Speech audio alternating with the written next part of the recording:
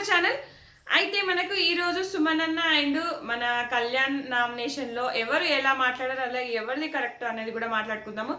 అలాగే డీమాను కళ్యాణ్ విషయంలో అలాగే రీతు విషయంలో ఏం ఏం చెప్పాడు, ఏం పాయింట్స్ చెప్పాడు, సో అవి కూడా డిస్కస్ చేద్దాము. నచ్చితే ఖచ్చితంగా లైక్ చేసి చూడండి, అలాగే సబ్స్క్రైబ్ చేయకపోతే సబ్స్క్రైబ్ చేయండి అబ్బా. యాక్చువల్గా సుమన్ అన్న ఏం మాట్లాడుతున్నాడు అబ్బా నాకు అర్థం కావట్లేదు. సుమన్ అన్న మాట్లాడే దాంట్లో ఒక్క పాయింట్ అన్న కరెక్ట్గా ఉందా? ఫెయిల్ సంచాలక్ అన్నాడంటే నాకు సార్ ఆ మాటను పట్టుకొని చేస్తున్నాడు. అసలు ఏం మాట్లాడుతున్నాడో ఆయనకే అర్థమవుతలేదు. అందరూ నవ్వుతున్నారు, అక్కడ వాళ్ళనే చూపిస్తున్నారు, వీళ్ళని చూపించట్లేదు. నువ్వు ఎలా అయినా పెట్టినా ఇస్తా అన్నావు కదా, ఎలా అయినా పెట్టినా ఇస్తావు అంటే నేను మధ్యలో చాలాసార్లు చెప్పిన సుమన్ అన్న కరెక్ట్గా పెట్టుకోండి, కరెక్ట్గా చేసుకోండి. పోనీ నువ్వు 7 బాక్సులు పెట్టావా? ఇద్దరు 6 బాక్సులు పెడితే కరెక్ట్గా చేసిన వాళ్ళకి ఇస్తాను కానీ నీకెలా ఇస్తాను అని అన్నా అయిపోతుంది. ఇప్పుడు వంకటింకర పెట్టినా ఇస్తాను, ఆమె కన్నా ఒకటి ఎక్కువ పెట్టలేదు కదా అని ఒక మాట అంటలేడు కళ్యాణ్. ఒకటే మాట అన్నాడు, నువ్వు 7 పెట్టలేదు కదా అని అన్నాడు. ఫెయిల్ సంచాలక్ అని నాగార్జున సార్ ఎందుకు అన్నాడు అంటే 6th బాక్స్ ఎవరు పెట్టారు అనేది మన కళ్యాణ్కి క్లారిటీ లేదు.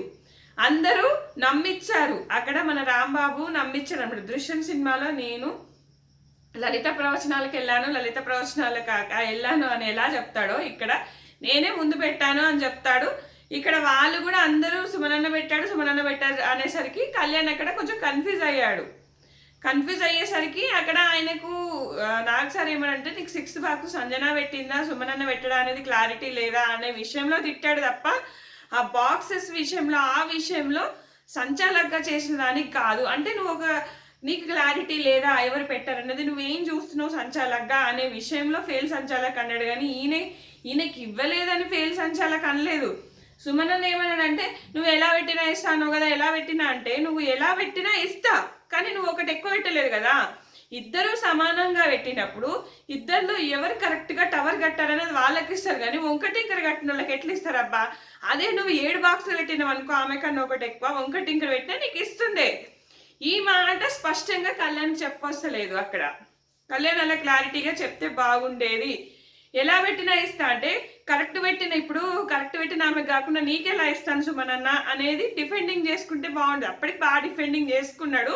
ఇట్లా కరెక్ట్గా స్పష్టంగా చెప్తే బాగుండేది అనిపించింది నాకైతే. స్పష్టంగా నువ్వు ఇద్దరు సమానం పెట్టినప్పుడు, ఇద్దరు కరెక్ట్గా ఉన్నప్పుడు మంచిగా విజిబుల్గా ఏది కనబడుతుందో వాళ్ళకి ఇస్తాం సుమనన్న. ఇంకా సుమనన్న ఏమంటాడు, టైం మ్యాటర్ కదా, అక్కడ కాదు కదా, అక్కడ ఎవరు ఫస్ట్ పెట్టారు అనేది కాదు కదా అని మళ్ళీ అంటాడు. ఎందుకంటే ఆ రోజు సంజన గారు పెట్టారని అర్థమైంది, సుమనన్నకు కూడా సంజన గారే పెట్టారని అర్థమైంది, సంజన గారే ఫస్ట్ పెట్టారని అర్థమైంది. నేను అప్పటికి నీట్గా పెట్టుకోమన్నా అంటే ఇంకా ఏళ్ళు చూపిస్తున్నావు, ఏళ్ళు చూపేకి మన ఏ టాపిక్లోకి వెళ్ళిపోయాడు.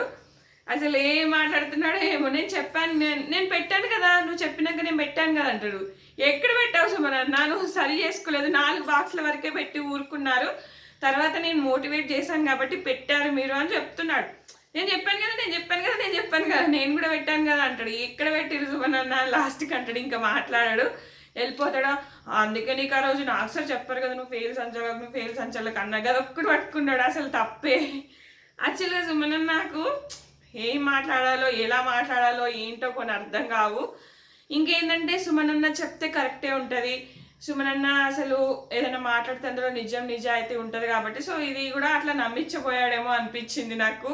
ఎందుకంటే తర్వాత కూడా పెద్దగా ఆర్గ్యుమెంట్ చేయడు. ఇక మన నాగ్ సార్ కూడా చూపించాడు కాబట్టి ఈమె ఇంకా రెచ్చిపోయి మాట్లాడడం అయితే జరిగింది. ఇక డీమాన్ కళ్యాణ్ ఎందుకు నామినేట్ చేశాడంటే ఆ బెడ్ టాస్క్లో నన్ను తోస్తావు, అది నాకు నచ్చలేదు అని అంటే బెడ్ టాస్క్లో మనం అందరం టీమప్ అయి ఆడాము. ఇక్కడ కళ్యాణ్ సూపర్ డిఫెండింగ్ అబ్బా, సూపర్ అంటే సూపర్. బెడ్ టాస్క్లో మనం అందరం కలిసి ఆడాము. ఒకానొక టైంలో దివ్యాన్ని పడేసిన తర్వాత రీతు విషయంలో నువ్వు రాలేదు, నా ఇండివిజువల్ గేమ్ నేను ఆడుకుంటా అన్నప్పుడు నేను తోస్తాము. సో అప్పుడు టీమప్ అయి ఉన్నప్పుడు నేను నిన్ను తోయలేదు అనే పాయింట్ చెప్పాడు చూడు, సూపర్ అబ్బా.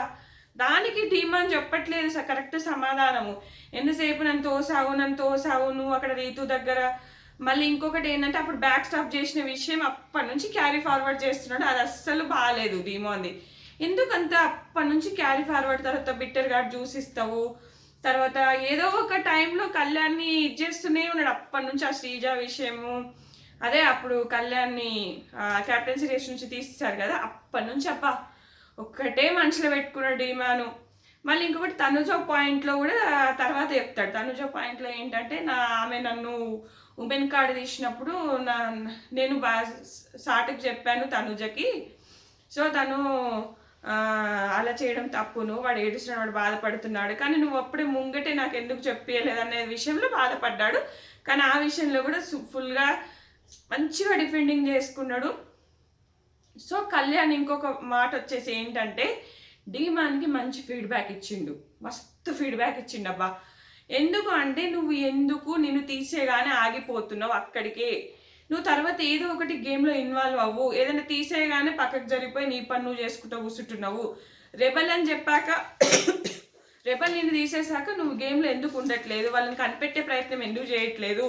సో నువ్వు అలా గమ్మున ఉండకు, గేమ్ ఇంప్రూవ్ చేసుకో, గేమ్ ఆడు అని చాలా పాయింట్స్ చెప్పాడబ్బా డీమాన్కి. ఓకే అగ్రి అంటాడు లాస్ట్కి. అలా ఇంప్రూవ్ చేసుకోవచ్చు కదా. ఒకసారి గేమ్ నుంచి అవుట్ అయిపోగానే వంట చేసుకుంటూ కూర్చోవడం, గేమ్ నుంచి అవుట్ అయిపోగానే ముఖమంతా మార్చుకోవడం, గేమ్ నుంచి అవుట్ అయిపోగానే బాధపడడం. నాకు డిఫెండింగ్ చేసుకోవట్లేదు.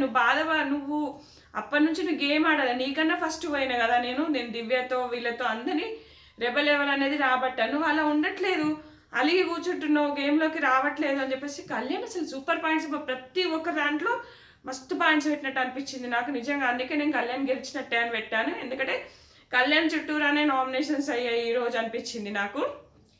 ఇంకా డీమాన్ రీతు విషయంలో అయితే మంచిగా చెప్పాడు. అబ్బా ఆమెకి ఎంత చెప్పినా అర్థమైతలేదు. ఎందుకంటే ఈయన ఎంత చెప్దాం అనుకున్నా కూడా తనే గట్టిగా మాట్లాడుతుంది, తనే గట్టిగా అరుస్తుంది, తనే చెప్తుంది.